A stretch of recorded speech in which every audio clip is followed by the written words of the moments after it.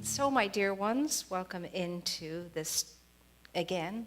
This is the second Sunday, I believe, that leads up to the great celebration on the 25th, the celebration of the light that emerges after the 25th. The ancient times, it was the winter solstice. For Christians, it is the beautiful remembrance of the Christ light amongst us. And for the Jews, it's Hanukkah, and for the Hindus, it's Diwali, all festivals of light. Isn't it interesting? Everywhere, festivals of light at this time. So here we are, and I don't know what you have made of the marquee and the heading there. They just couldn't put the full quote in, so it shows up at what it shows up. But for today's lesson, it seems what we're supposed to look at is the quick scripture quote that says that nothing in any way shall harm or hurt you. Nothing in any way shall harm or hurt you. That's from Luke 10, verse 19. And so that has always intrigued me, especially as a child, because, you look out into the world and you see all this stuff that's very hurting. And you look to your own life and you also see the hurt that's there, the hurt that we receive and the hurt that we give. And how do you make sense of something like that? Well, you don't unless you put it into a context. And it has to be put into a context. And the context that it's put into is nothing in any way will hurt or harm you when. You see, it's a run-on sentence. When. When what? When you and I become awakened to the true nature of our being, and when you and I become at one with that unifying presence and grace of life itself. That's what that means. There's a when in there. And the line has to do with, it doesn't matter what happens. If you stand on a Scorpio, if you stand on a serpent, nothing will harm you. 1,000 may go down at your side and 10,000 may fall at your left hand, but nothing will come near you and nothing will harm you. Nothing, nothing, nothing. When? Now that's the kicker. When? It's not just a blank statement and it's not existing in a vacuum. It's when. It's when we come into a greater sense of ourselves and move into our true sovereign nature and being, and not in an imperious way, of course. I mean, we take very shallowly, you are as gods. Some people read that as I can, aspire to becoming like a king and lording it over everybody. Well, that's not what that means at all. What that means is you can become godly. You too can become godly, which is goodly. That's what that means.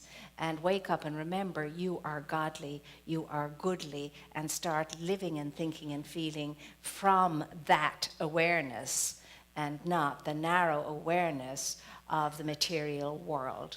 And so the challenge for us today is, especially in our world today, in the first countries and in the West, is not to get all caught up in materialism. And that's always been a challenge throughout time, but especially now that we have so much and so many things are available to us that we think we ought to have.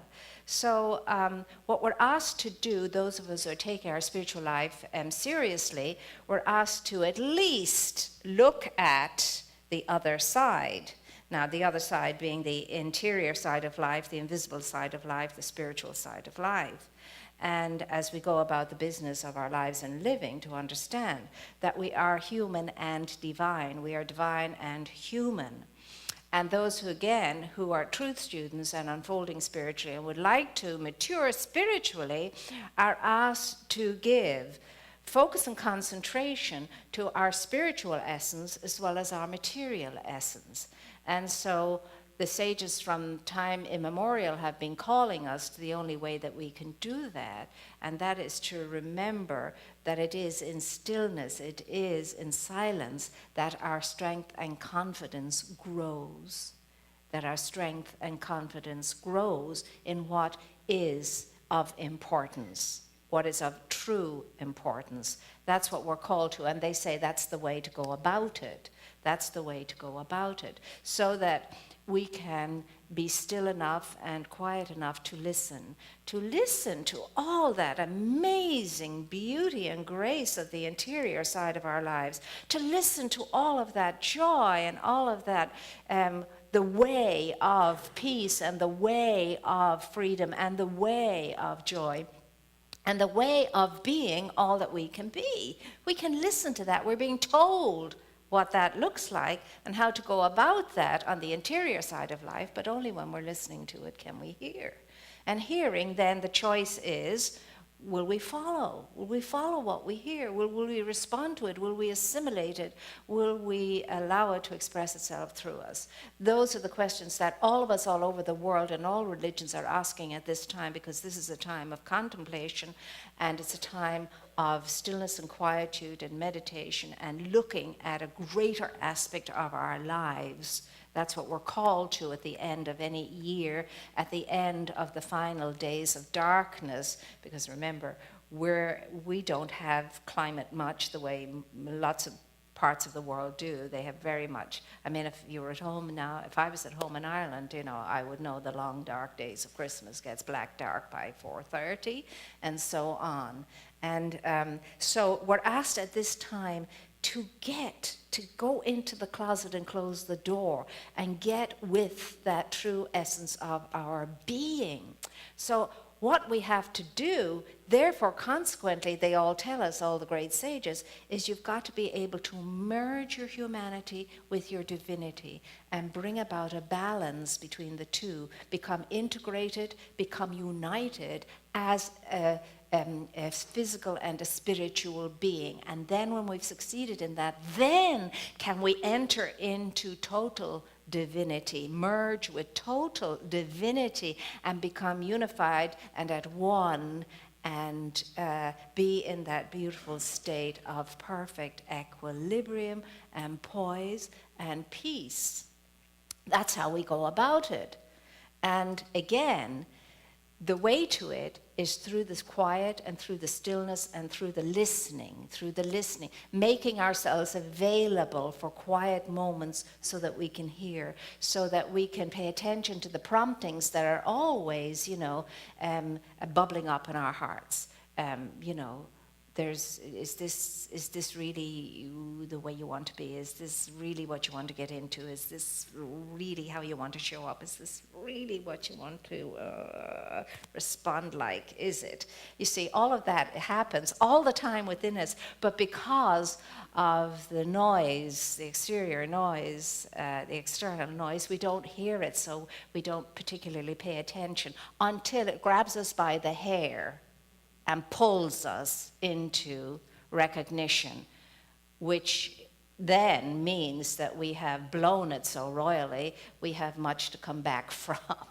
So it's better to hear the gentle nudge before we get to that stage. We don't want to land flat in our face in the mud over and over and over again. So the thing is, walk in my way, because I am the way, I am your way, I am your truth, and I am your life. Walk in the way, the truth, and the life then. And then all will be added onto you. All will be added onto you. So at least as you go about your life, pay attention to your spiritual side.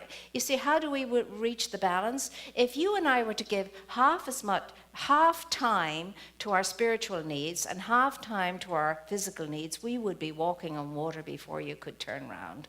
Half time, that is. That's a lot of time. If we could give equal attention to our humanity and equal attention to our divinity, we wouldn't have a care or a bother in the world, and nothing would harm us, nothing would disturb us, and nothing would affright us, not at all. Because we would be in that state of poise and equilibrium, because we are paying attention to our souls as well as our bodies. We're paying attention to the spiritual intellect of us, the spiritual intelligence of us, as well as the human ego element of us. And so we can't afford to let the human ego run away with us. It's beautiful, it's lovely, it's great, but it must be in balance. It must be in balance. But unfortunately, most of the time, the ego is what rules the roost.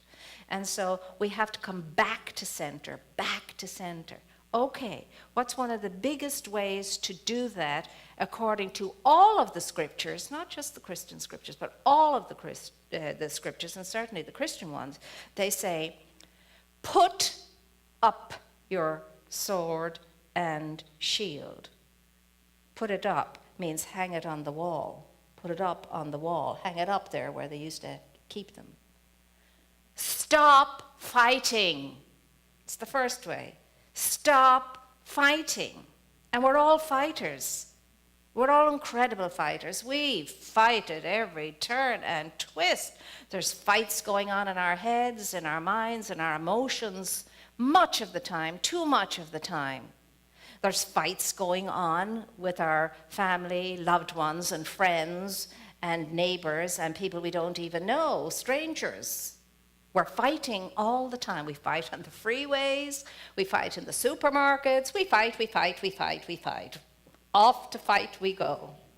That's what the ego is thinking every day. It's singing, off to fight we go, off to fight we go. And the soul is saying, I don't think so. Knock it off. Knock it off.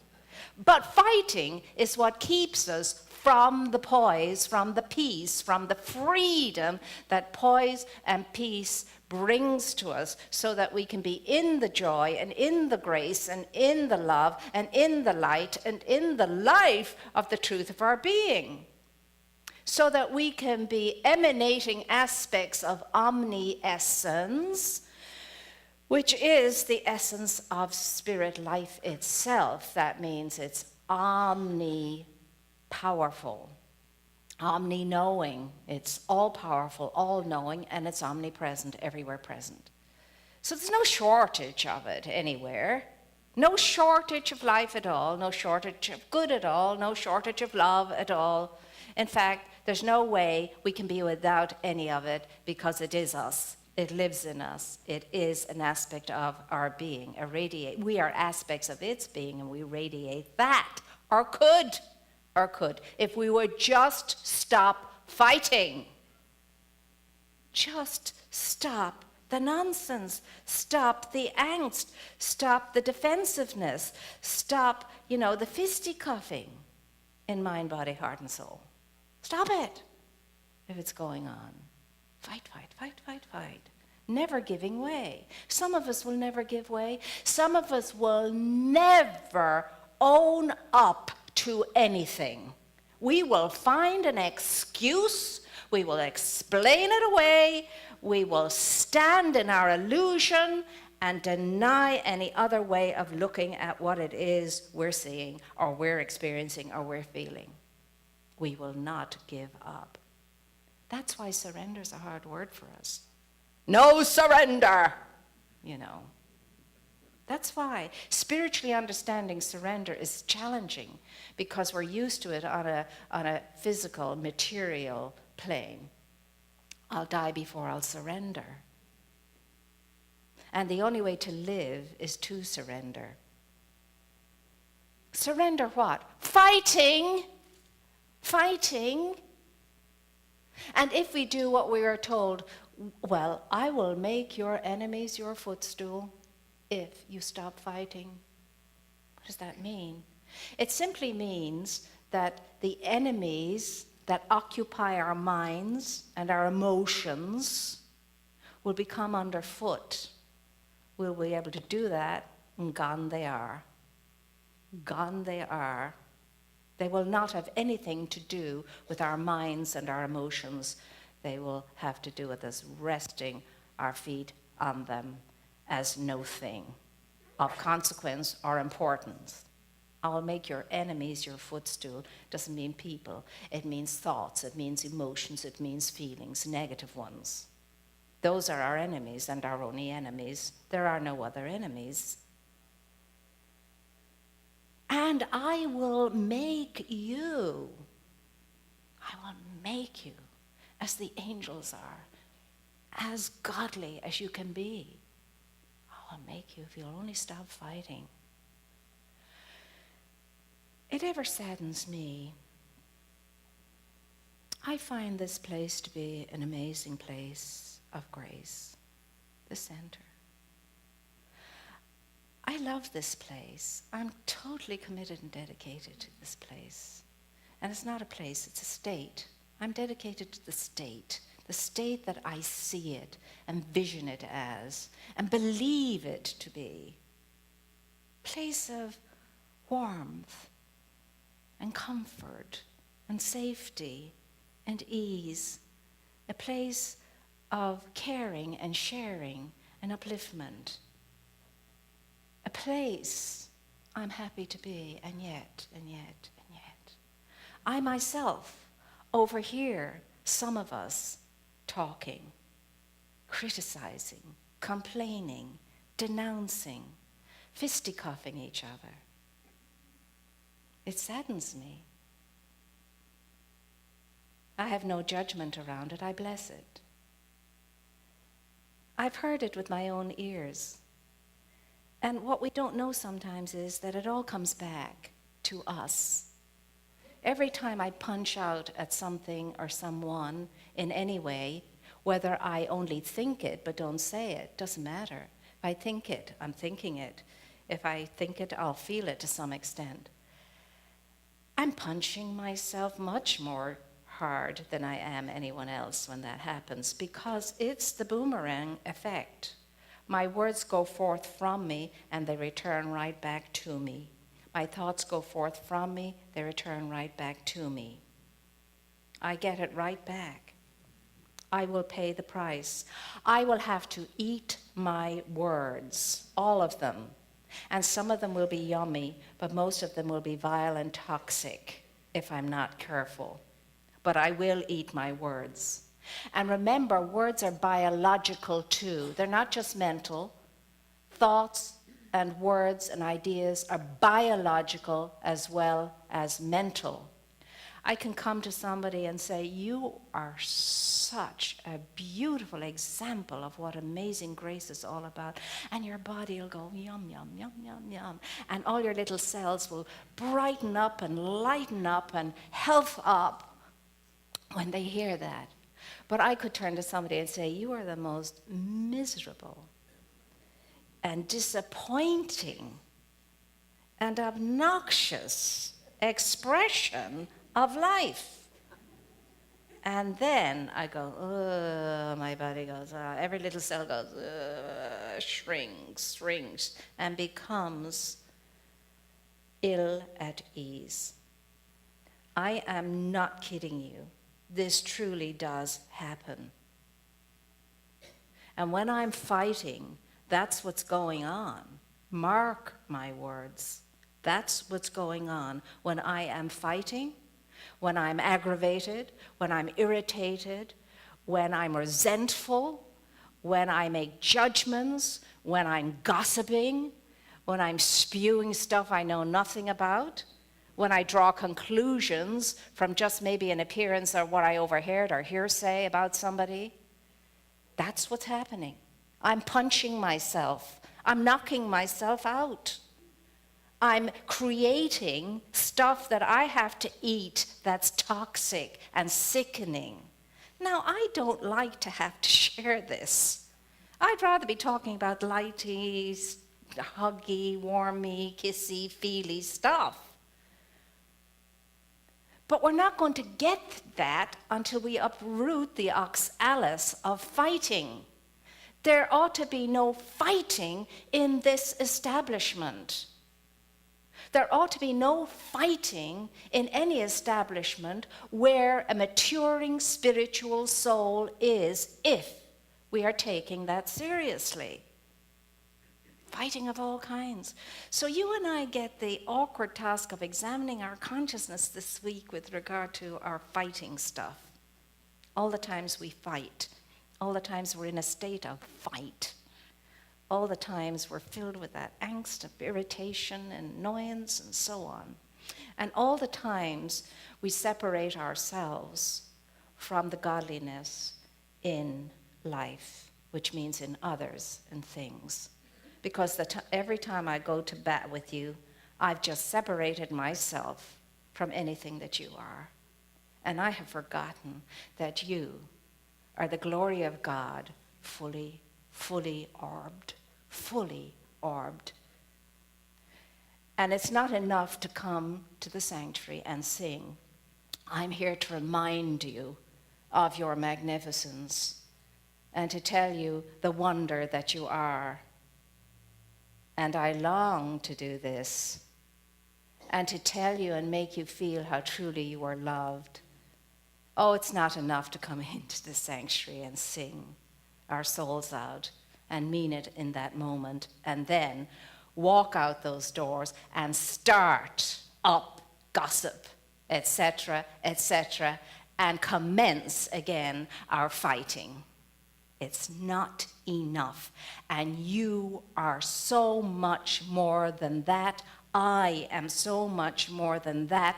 You and I are so much more worthy of a life of grace that you and I could express. And we are told that the only attitude to show up in when we are quiet and when we are silent and when we are still enough to listen is to say, here I am, beloved presence, use me. Here I am, your servant, lead me, guide me. I will go where you will lead me. And I will do your bidding. I am in sacred service to life and living. And all I ask, the only thing I'm asking is to be your expression of life.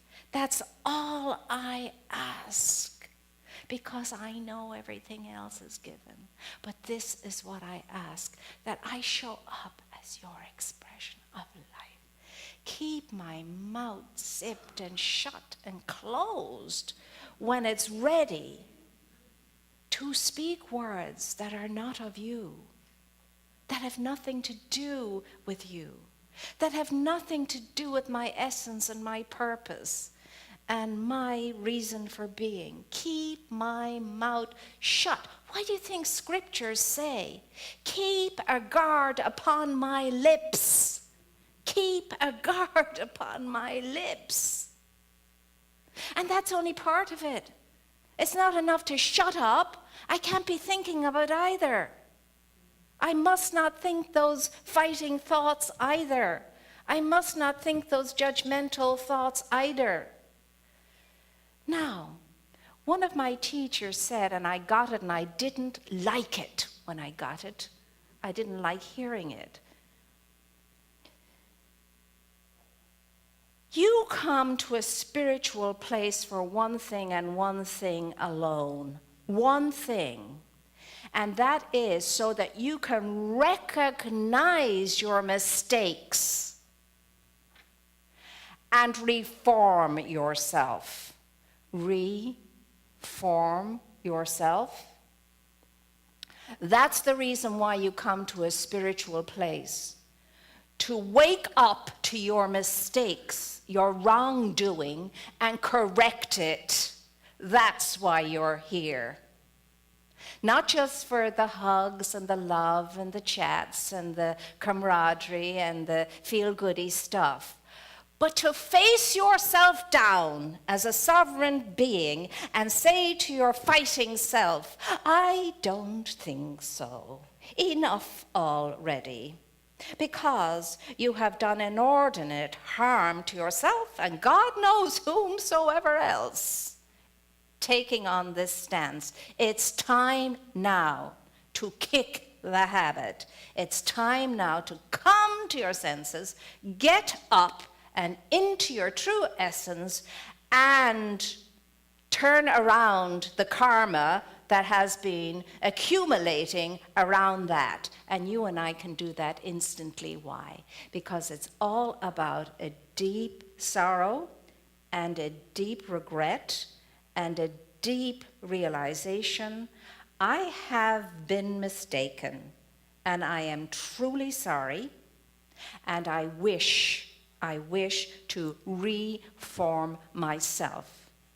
And I know that Spirit is in alignment with this and is a very real and present help. Are we on? Yes.